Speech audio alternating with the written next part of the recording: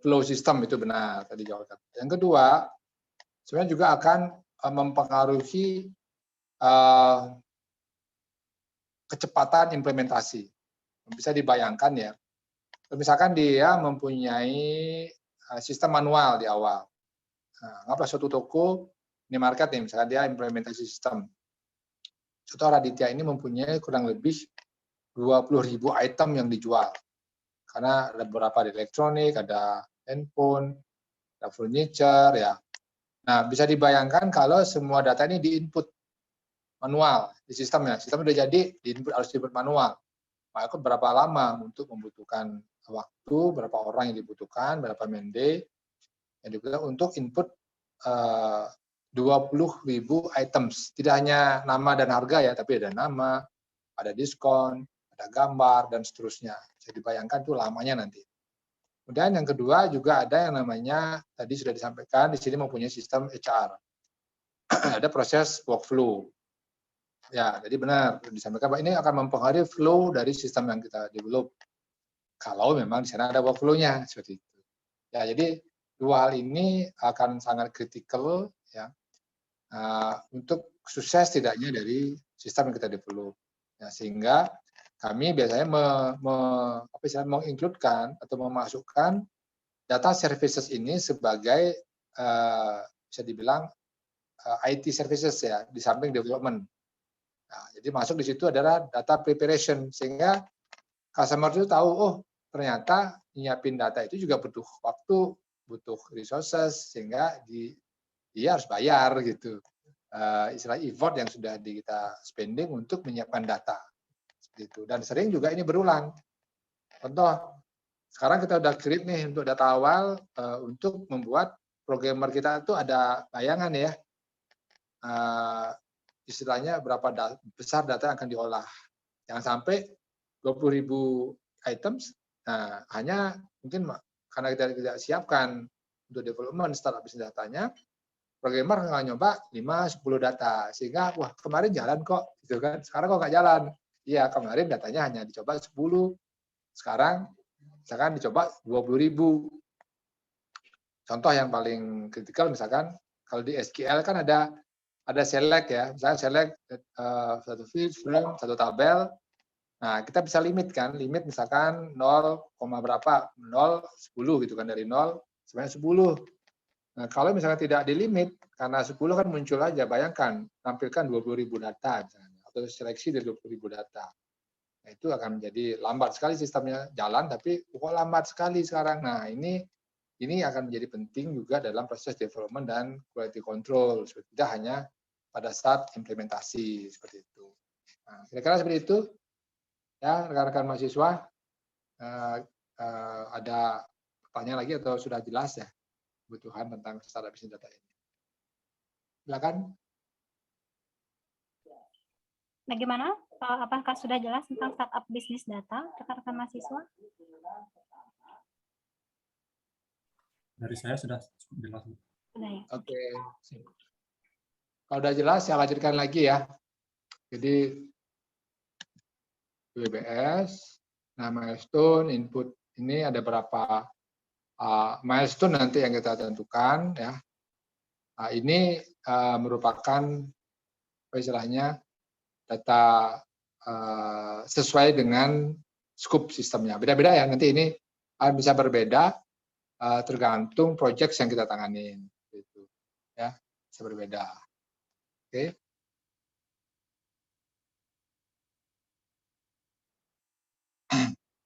Oke, dari milestone ada pertanyaan?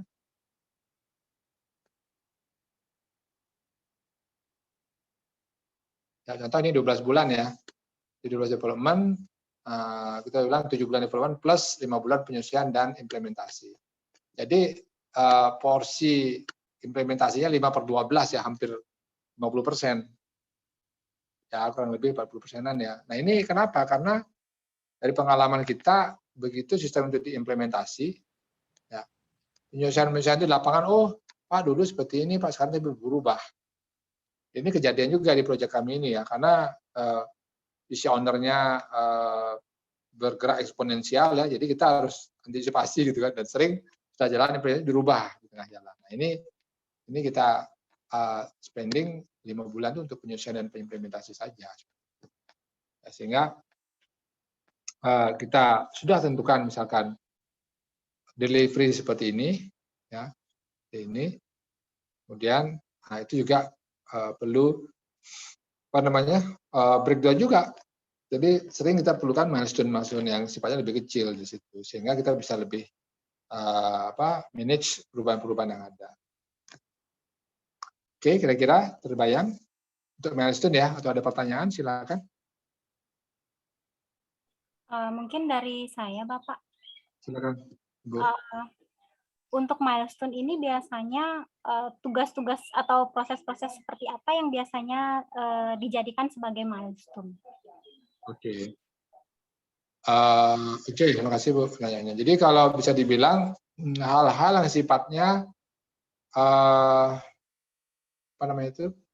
mempunyai efek yang besar terhadap atau mempunyai suatu pencapaian yang besar terhadap satu proyek seperti itu. Ya, kalau misalkan saya kasih contoh dulu sebagai komparasi membangun rumah ya, membangun rumah penjelas. Nah, jadi proses membangun rumah itu kan ada preparasi, misalkan lahan yang akan dijadikan rumah. Nah, itu berarti selesai dari preparasi rumah itu biasa ditentukan kapan kita serah terima misalkan pembersihan lahan. Beri satu milestone. Kemudian setelah itu kita bangun pondasi. Selesai pondasi kita sebagai milestone. Kenapa? Harus di cross check karena itu akan mempengaruhi jadi step berikutnya. Nah, jadi milestone itu kita tentukan pencapaian-pencapaian mana ya yang akan mempengaruhi proyek kita selanjutnya. Jadi begitu contoh misalnya bikin pondasi ya. Pondasi itu selesai, pasti harus dicek ya. Oh, pondasi sudah benar nih. Nah, kalau di pondasi nggak benar, itu harus update ulang lagi. Jadi milestone-nya bisa bergeser gitu kan. Jadi belum serah terima nih pondasi. Nah, jadi kita bisa cekkan. Nah, kalau dalam pembangunan sistem, nah di sini karena kita menggunakan modul bukan yang tadi ya proses jadi dari analisa, bukan itu kita jadikan milestone, tapi karena di kami itu ada milestone di mana kita bisa input order, mana bisa input kredit. Nah, ini milestone-nya. Nah, di mana nanti terjadi delivery ya dari manajemen pelanggan pemasaran, itu milestone-nya. Gitu. Bukan selesai konstruksinya, bukan selesai desainnya kita jadikan, tapi pencapaiannya, objek yang sudah tercapai itu yang kita jalankan. Itu ya. Jadi objek-objeknya. Modul manajemen pelanggan sudah selesai. Nah, kita berikan milestone itu jadi milestone kita. Sehingga mereka sudah bisa implementasi. Walaupun yang ini ya, jadi yang agent apps ini belum selesai. Nah, pada prinsipnya kalau ini selesai, kita buat itu satu delivery yang mereka sudah bisa gunakan. Ini yang namanya lebih sering namanya continuous delivery. Nah, jadi terus misalkan kalau yang kita delivery ini mungkin tidak seminggu ya, kalau pakai Agile atau Scrum itu kan cenderung seminggu kita delivery kan. Tapi kalau ini ya kita target bisa setiap 2 bulan sekali. Secara paralel ya, karena tadi kan target 12 bulan ya. Ini tidak karena dikerjakan oleh beberapa tim, ini kita bisa deliver dalam sebulan. Itu tadi 7 bulan development kan. Nah, begitu ada delivery ini kita siapkan sebagai milestone. Gitu. Kira-kira begitu Bu jawabannya. Ya, terima kasih Pak Ketut. Iya. Oke, mungkin ada lagi pertanyaan. Silakan. Silakan. Kalau misalkan tidak ada pertanyaan, mungkin bisa dilanjutkan kembali Pak Ketut. Oke, siap. Nah, yang pembahasan terakhir ya dalam konteks ini kan di planning ya, resource planning. Nah, salah satu yang kita perlu rencanakan adalah structure dari suatu project. Ya, suatu project itu bisa dibilang sangat penting supaya tadi salah satu poin yang penting itu kan di IPC itu adalah communication. Nah, dalam communication itu kita akan tentukan alur dan level atau layer dari komunikasi tadi. Misalkan antara sistem user sama project team itu walaupun mereka saling sharing WA segala macam, tapi ada prosedur ya yang sifatnya kalau misalkan ada requirements dari user, nah dia harus masuk ke user koordinator dulu. Nah, kemudian dibahas, di-approve oleh customer leader, nah itu baru disampaikan ke project leader kita di Mata atau ke project koordinator. Nah, bedanya di sini sama koordinator ini biasanya kita punya beberapa koordinator ya, koordinator di sisi infrastruktur dan networking itu biasanya beda sama koordinator yang untuk development. Nah, ataupun nanti untuk implementasi ya. Nah, itu biasanya tim kita bisa beda, walaupun di sini orangnya sama nih contohnya ya. Nah, nanti itu koordinasi sama project leader baru terjemahkan ke project koordinator untuk masing-masing sub domain, baru ke project team. Jadi tidak ada komunikasi langsung, misalnya user A, misalnya Ibu Iluh, karena dia ada tahu WA-nya programmer kita, misalkan siapa maunya Wayan misalkan, dia langsung ngomong, Pak Wayan tolong dong buat ini ya. Nah, itu tidak boleh terjadi itu, walaupun dia ngomong, oh biasanya tanya ini bisa nggak sebenarnya, oh sebenarnya bisa Bu, silakan diajukan apa request-nya atau additional request-nya atau change request-nya, baru ini nyampein ke sini, gitu. Nah, project leader pun nanti biasanya komunikasi sama steering committee atau biasanya dia akan ngecek ke yang namanya kontrak atau project scope. Kalau request itu masuk dalam scope, itu biasanya kita langsung kerjakan. Tapi kalau itu tidak masuk, makanya pertimbangan dari steering committee. Ya, oh request-nya itu masih bisa masuk di RAB. Nah, tadi kan ada pertanyaan, di mana RAB masuk? Di semua lini. Nah, apalagi di construction, karena construction ini yang MD-nya paling besar ya dalam proses development kita. Seperti itu. Ya. Jadi MD-nya paling besar sehingga apa? Sehingga nanti itu sangat berpengaruh terhadap tanda kutip result ataupun keuntungan dari perusahaan pengembang itu ya, dari proyek yang kita jalankan. Gitu. Nah, nanti sampai ada sesuatu yang namanya perubahan-perubahan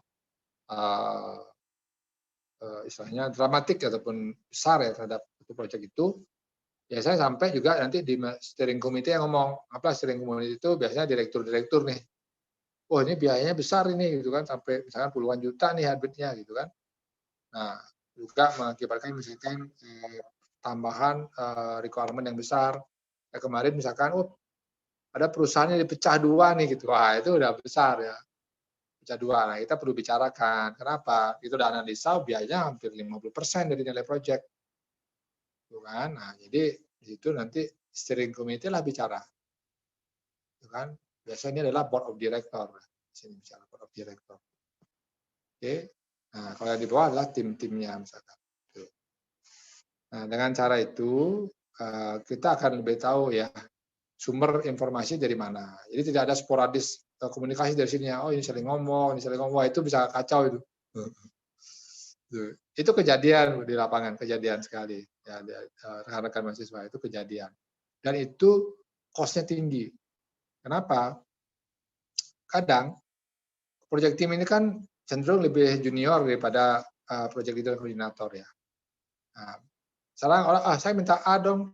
Nah, project teamnya karena baik gitu kan ya. Oh ya Bu, bisa create ternyata apa? Pertama itu tidak masuk kontrak. Itu bisa terjadi. Kedua apa? Bisa jadi modul itu sudah ada. Itu pernah kejadian juga di kami. Bukan karena belum form itunya. Istilahnya junior ini dan kita sudah tahu bahwa ini ada kontrak, ada segala macam, ya mungkin untuk kebaikan karena cepat-cepat, cepat besok bisa perlu misalkan ya, apalagi seperti itu. Nah itu tetap harus ke sini larinya. Jadi adik-adik atau rekan-rekan mahasiswa, jika Anda menjadi tim dari development harus gitu ya. Walaupun dikerjakan hanya 3 jam, 4 jam, tapi itu kalau banyak yang melakukan itu, waktu yang digunakan, RAB yang akan sudah kita buat itu bisa nggak tercapai. Nah, itu akan mempengaruhi tentu keuntungan perusahaan. Kalau mempengaruhi keuntungan perusahaan, akan bisa mempengaruhi pengembangan perusahaan. Termasuk juga ke benefit yang akan diterima gitu. Ya. Kan kalau sesuai dengan target rencananya perusahaan pasti akan memberikan misalkan ya benefit tambahan lah, bonus misalkan gitu kan. Ya kayak di Mata begitu, kita ada dalam kondisi yang bagus ya normal seperti itu sebelum pandemi itu, misalkan kita akan memberikan benefit yang tambahan ke proyek itu berkembang sesuai dengan RAB yang kita rencanakan. Nah, di samping itu ada hal penting lagi di mana persepsi antar layer ini, apalagi di steering committee, ini adalah manajemen ya, itu akan sama kondisinya dengan ada di lapangan ya. Jadi sampai di sini masih berantakan lah, masih belum banyak pekerjaan, di sini bilang oke gitu kan. Nah ini tapi seperti itu. Sehingga tadi progress report dan seterusnya itu juga perlu kita istilahnya kita jalankan dengan lebih manage lah gitu. Seperti itu. Ya, kira-kira ada pertanyaan dulu dari resource plan.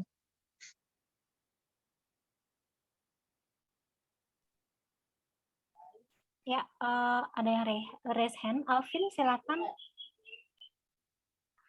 Izin bertanya, Pak. Silakan. Apakah proyek koordinator itu termasuk proyek manajemen ya, Pak? Oke. Saya bisa langsung tanggapin ya. Jadi proyek koordinator itu termasuk sebenarnya proyek manajemen, tapi dia layernya middle down. Middle down maksudnya begini. Proyek koordinator itu tidak mesti ada harusnya. Bukan tidak mesti harus ada setiap proyek, tergantung scope proyek. Nah, untuk proyek yang cukup besar, biasanya kita enable supaya antara proyek koordinator di sisi infrastruktur, yang ngurusin infrastruktur, yang ngurusin development, nanti yang ngurusin training, itu mereka bisa menjadi suatu tim juga, gitu, ya. Karena di bawahnya ada tim-tim lain yang bekerja. Nah, kalau project leader atau bidang project manager itu memang bagian project yang langsung berhubungan dengan steering committee di internal masing-masing ya di sini ya. Nah ini jadi langsung berhubungan dengan ya sama yang di sini.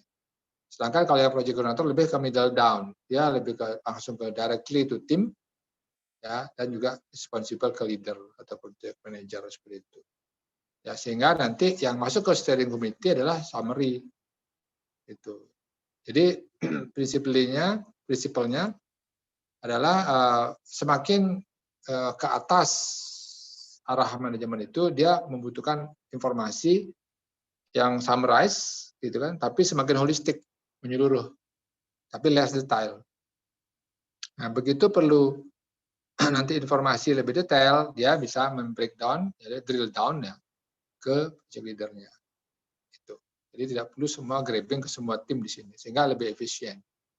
Jadi ada indikator-indikator yang nanti indikator yang penting untuk melihat sukses tidaknya suatu proyek akan berjalan. Nah, kira-kira gitu ya pertanyaannya. Kira-kira jelas? Ada jawabannya? Jelas? Terima kasih, Pak. Oke. Ya, silakan lagi kalau ada pertanyaan. Silakan rekan-rekan yang lain terkait dengan resource staffing plan atau mungkin dari topik-topik yang sebelumnya masih ada yang kurang jelas sehingga bisa ditanyakan sekarang. Boleh.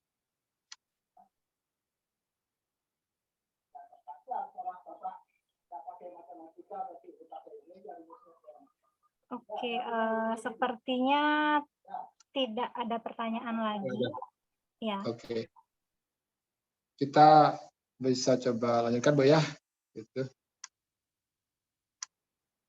Ya, kemudian ada namanya project team ya. Nah, itu nanti kita lengkapin.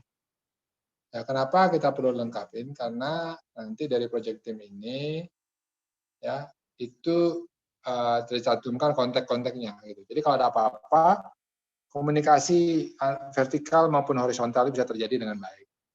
Gitu.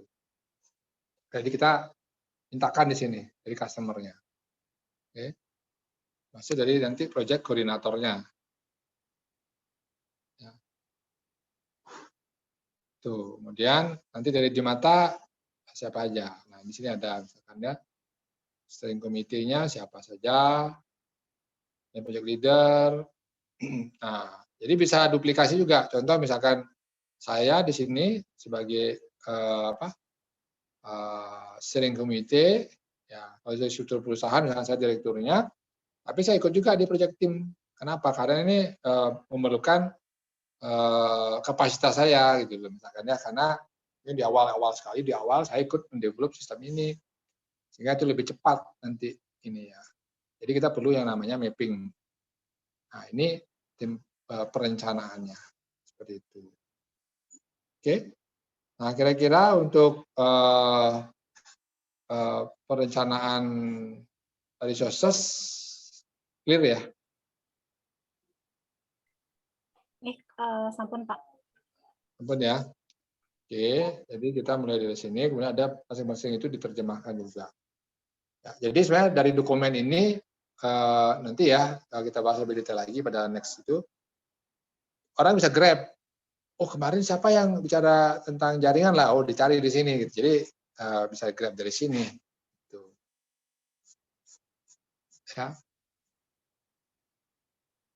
Nah, mungkin satu lagi yang lanjutkan dulu sebagai materi sebelum kita masuk ke sesi tanya jawab, dan ini adalah alur kerja. Ya. Jadi ini sebenarnya adalah dari WBS tadi yang tadi di atas ya, WBS itu kita informasikan apa-apa aja aktivitas ya ruang lingkup kerja yang akan terjadi atau dilakukan di analisa itu. Ya, seperti ini. Jadi tidak ada sebenarnya untuk analisa sistem itu batasannya tidak hanya sistemnya ya, tapi juga dari segi yang lain-lain harus kita perlihatkan. Jadi dari aktivitas proyek itu dari waktu, sumber daya, biaya, termasuk UI juga ya, efeknya kemana kalau ada perubahan, lingkup sistem, kemudian ada struktur organisasi juga. Ya. Kemudian analisa bisnis apa? Nah ini biasanya kalau yang analisa bisnis ini tergantung bisnisnya, karena kita bicara di pembukuan, misalnya di sini ya di tadi aplikasi itu sama inventory system. Nah ini kita libatkan orang-orang yang punya kapasitas maupun pengetahuan atau skills di sisi accounting, pajak. Jadi disesuaikan dengan yang namanya objects maupun features yang nanti dijalankan. Yang programmer sih jelas ya, jadi untuk jangan masalah untuk menerjemahkan analisa ke bisnis maupun software codingnya. Kemudian yang mananya ada permasalahan, melakukan uji testing. Nah, ini untuk unit testing ya. Itu. Dan ini nanti ada eskalasi juga di sini. Jika tidak bisa siapa? Masuk ke tim leader. Kemudian ada pengujian software ya. Nah ini apa yang diuji? Perubahan lingkungan, lanskap pengujian, ini sudah ada. Tidak bisa selesaikan apa yang akan dilakukan. Nah, lihat di sini tim leadernya cukup ini ya. Jadi seperti yang saya informasikan tadi, tim leader itu sebaiknya mengalami ya minimal 75% dari yang dikerjakan. Bisa jadi tim leader tidak pernah terlalu banyak program ya, tapi dia mengerti gimana program bisa jadi.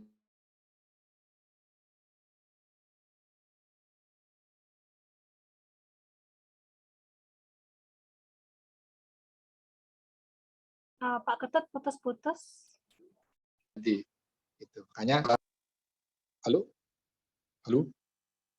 Ya Pak. halo Ya. ya, jadi clear ya. Nah berikutnya adalah IT support misalnya di sini. Jadi ini IT support itu bisa nanti di sisi bertanggung jawab untuk infrastruktur ya, jadi menyiapkan hardware, berkomunikasi sama tim support yang dari customer gitu ya. Dan tetap itu akan direspon di istilahnya dia bertanggung jawab kepada leadernya. Nah, kira-kira itu Ibu Diatri dan rekan-rekan mahasiswa, ya. Untuk pertemuan kali ini kita luangkan waktu 10 menit bincang-bincang responnya terhadap apa yang tadi saya sampaikan, ya. Saya terima kasih nih atas perhatiannya dan mohon maaf tadi ada beberapa kendala dan mungkin besok the next-nya nanti saya sharing dulu ke Bu Diatri untuk backup ya. Jadi jika terjadi kesalahan jaringan ataupun infrastruktur seperti sekarang, kita tetap bisa nyaman berkuliah online seperti itu. Oke, mungkin untuk materi untuk kali ini seperti itu, Ibu Diatri. Semoga bermanfaat. Mohon maaf jika ada yang kurang berkenan. Semoga apa yang kami sampaikan, saya sampaikan itu bisa nanti digunakan dalam day-to-day activity rekan-rekan mahasiswa dalam konteks menjadi seorang profesional di dunia IT. Oke. Terima kasih. Tepuk tangan dulu untuk kita semua. Ya, terima kasih Bapak. Terima kasih sekali atas sharingnya. Ini sangat sekali ya, komprehensif sekali. Karena memang di teori tidak sedalam itu yang disampaikan, jadi hanya garis besarnya saja. Jadi termasuk saya pun ini dapat pengalaman baru karena saya sendiri bukan orang bukan praktisi, awalnya tidak berawal dari praktisi, tapi memang langsung terjun ke akademisi seperti ini. Jadi memang tidak banyak punya pengalaman di bidang tersebut. Jadi cukup membantu sekali bagi teman-teman mahasiswa mendapatkan insight baru terkait dengan apa yang harus dipelajari dan apa yang harus diketahui di dalam manajemen proyek ini. Terima kasih banyak Bapak. Mungkin dari rekan-rekan yang lain ada yang mau ditanyakan di luar materi, tapi mungkin terkait dengan dunia kerja, terutama terkait dengan pengalaman pengelolaan proyek, itu silakan. Ya, silakan. Jika ada pertanyaan. Ada mungkin yang masih penasaran terkait dengan pengelolaan proyek, tapi mungkin tidak secara spesifik berkaitan dengan materi yang kita bahas kali ini ya, tentang WBS, tentang staffing plan tadi. Mungkin di luar itu silakan.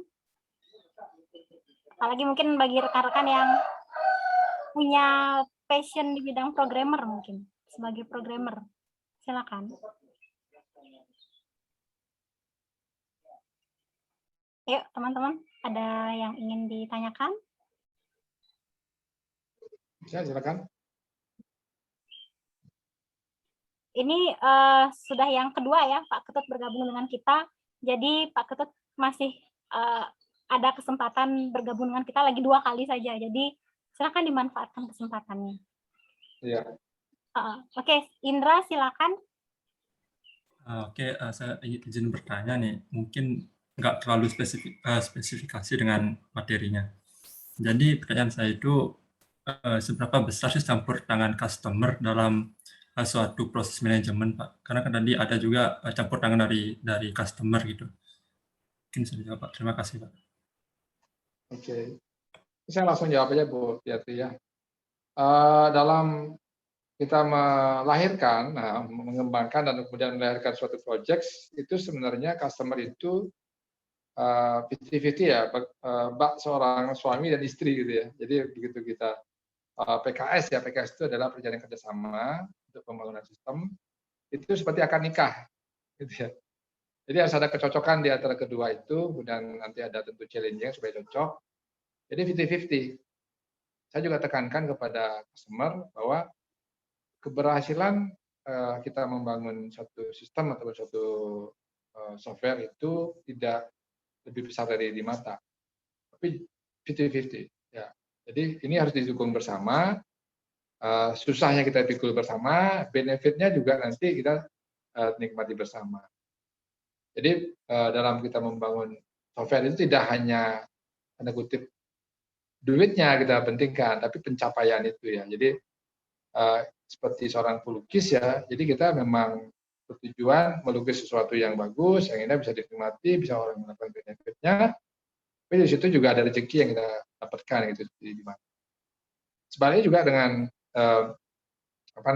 customer seperti pencinta seni, ya dia mempunyai suatu kebutuhan, keperluan ataupun passion, ya berani spending sekian ya untuk mendapatkan lukisan itu. Nah, jadi peranannya 50-50. Jadi dari sisi manajemen, nah khususnya ya, itu diinculkan secara day to day. Artinya apa? Kalau kita bicara ideal ya dalam proses development itu, customer itu kita ajak dalam proses pengembangan. Dalam proses UI, begitu selesai satu modul, kita delivery. Silakan dicek untuk prototipe-nya seperti ini. Kemudian misalkan ada perubahan, nah kita juga mintakan perubahannya apa, kemudian mereka kita konfirmkan. Jadi seperti ini benar UI yang diinginkan atau data yang ditambahkan. Efeknya seperti ini, oh benar. Nah, kemudian begitu kita nanti ajukan, kita kasih tahu ini biayanya sekian nih, waktunya sekian, gimana? Anda setuju nak? Kalau kita oke, tapi mereka nggak oke, ya kita cari solusi gimana biar bisa oke atau pun nggak usah deh seperti itu. Ya, jadi 50-50, tidak ada yang lebih besar. Jadi sama-sama kita memang berperan penting dalam membangun satu software suite. Demikian ya jawabannya, mungkin bisa terakhir. Baik Pak, makasih banyak jawabannya Pak. Terima kasih. Silakan. Rekan-rekan yang lain, silakan. Mumpung masih ada waktu untuk berdiskusi. Oke, tadi ada yang raise hand.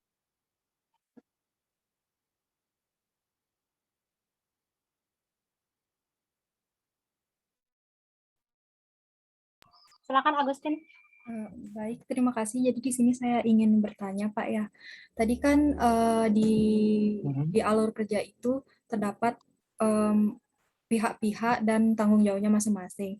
Nah, jadi di setiap proyek itu pihak-pihaknya tuh orang-orangnya itu yang memegang tanggung jawab tertentu itu berbeda atau sama, dan jika berbeda tuh cara penentuannya itu seperti apa? Terima kasih Pak. Oke, good. Yang pertama begini, ada dua pihak sebenarnya. Jadi ada customer, kemudian ada developer ya. Kalau di Mata dan tadi Raditya gitu ya. Nah, dalam perjalanan waktu ataupun di awal itu kan sudah ditentukan siapa-siapa. Nah, dalam proses pengembangan itu bisa terjadi perubahan, gitu ya. Nah, tapi kalau di Mata sendiri, kita akan melihat pertama karena atau di Mata itu memiliki beberapa produk ya, itu produk untuk hotel, produk untuk restoran, produk untuk accounting, general ya baik dari pertanian dan seterusnya. Kemudian ada produk untuk human resource management, ada produk untuk perkreditan, ada juga untuk pemerintahan, bank juga. Jadi cukup luas ya. Nah, kita memilih, caranya kita memilih nanti orang-orang yang sudah mempunyai background, pengalaman untuk mensukseskan proyek itu. Jadi secara teknis misalkan kami kan menggunakan Java UDEP ya, infrastrukturnya yang kita develop sendiri, itu pattern-nya kita develop sendiri. Nah, kita pilih siapa yang punya pengalaman, karena yang tadi misalnya contoh tadi itu kan Procin ya, untuk inventory, untuk penjualan, untuk accounting. Nah, kita pilih orang-orang yang punya pengalaman di situ. Dan yang orang-orang yang tersedia waktunya. Misalkan ada dua orang nih, satunya tersedia waktunya, satu enggak. Nah, walaupun yang lebih pengalaman misalkan itu adalah yang tidak tersedia waktunya. Nah, ini kita komunikasikan. Jadi dia juga yang B ini, yang orang si B ini, nanti dia bisa jadi menjadi project leader, tapi dia akan konsul ke si A. Gitu. Ya, jadi lebih ke arah yang namanya kalau di kita skill set-nya sudah ada. Kemudian waktunya sudah ada juga. Risiko itu lebih rendah. Ya, itu yang kita lakukan. Nah, di sisi customer sebaliknya juga sama. Ya, kita juga sarankan, bahkan kita sering juga menyiapkan manajemen services di Mata yang ngetes. Jadi struktur organisasinya dari baik misalkan accounting manager ya, bisa kita tes ya, tapi bawah-bawahnya kita tes nih semua, apakah tim accountingnya ngerti accounting apa tidak gitu. Bisa accounting apa tidak, jangan sampai kita memberikan alat yang sudah bagus, tapi karena dia tidak mengerti basic accounting secara bagus, salah jadinya input data. Nah, ini kita juga sarankan. Jadi ya biasa dikomunikasikan, mohon maaf, bukan menyaksikan tim Anda atau tim Bapak Ibu, kami melakukan ya istilahnya screening lah, screening demi nanti suksesnya proyek ini. Yang sampai udah kita kasih, ya kayak kendaraan ya, dibeli mobil dipakai, ditabrakin, disalahin mobilnya, padahal orangnya belum pernah atau belum ahli menggunakan kendaraan. Sama kayak sistem juga seperti itu. Kira-kira begitu ya, menjawab? Iya, terima kasih Bapak. Oke, terima kasih. Silakan. Silakan Boleh, ada. silakan. Nah, oke. Mungkin kalau tidak ada, mungkin dari saya, Pak. Silakan, Bu. Ini secara general saja sih. Manajer proyek itu kan adalah suatu profesi ya, Pak ya. Ya, suatu profesi, bidangnya sebenarnya luas sekali. Nah, khusus untuk di bidang TI, biasanya ada spesifikasi khusus atau kriteria khusus yang bisa membuat seseorang itu layak menjadi seorang manajer proyek. Apakah ada kriteria khususnya, Pak? Selain mungkin pengalaman yang tadi Bapak sampaikan. Oke. Satu hal yang paling penting, dia mempunyai leadership. Ya, dia punya leadership, dia punya kalau misalnya managerial skill ya, lebih cenderung soft skill ya. Dan satu hal yang paling penting juga lagi adalah yang penting yaitu communication skill. Nah, ini sangat penting sehingga dia bisa memanage project itu dengan baik. Dia bisa enjoy juga ya. Kenapa? Semakin tinggi sebenarnya position dalam itu project itu tergantung melihatnya nih ya. Jadi kalau dari timnya melihat ke atas, di atas stres banget gitu ya. Ya kan? Karena apa? Dia menangani banyak orang, dia menangani komplain atau dia menangani resources-nya gimana, dia menangani orang. Tapi itu adalah suatu profesi, benar sekali profesi yang ada risikonya, ada benefitnya gitu. Jadi kalau dia sudah menikmati itu, kayak saya yang pernah juga menjadi project manager ya, itu saya sangat enjoy gitu kan, menikmati segala tantangan-rintangan, sama kayak Bu Diatri yang suka naik gunung gitu kan, misalkan ya, orang bilang ngapain naik gunung itu kan, capek-capek gitu kan, pakai helikopter aja langsung ya, tapi kan tidak mengalami gitu kan. Nah kalau proyek kan nggak bisa naik helikopter gitu, tapi konteks itulah yang akan menjadi motivasi ya. Jadi orang-orangnya harus motivated juga menjadi seorang leader. Dia akan enjoy perjalanan seperti itu. Nah, dia bisa manage stres dari dirinya sendiri dan bisa manage stres dari timnya. Dan tadi dia bisa berkomunikasi dengan baik dengan structure dari customer. Kira-kira begitu Bu ya. Kalau yang pengalaman teknis hard skill kan ya sebenarnya dia mengerti gimana develop sistem, dia tahu juga coding, dia tahu juga bagaimana network ya. Karena at the end dia harus bisa memberikan solusi kayak tadi sudah disampaikan, kalau ada masalah di timnya dia menjadi orang curhatnya ya. Jadi yang akan curahan hati dari timnya gitu.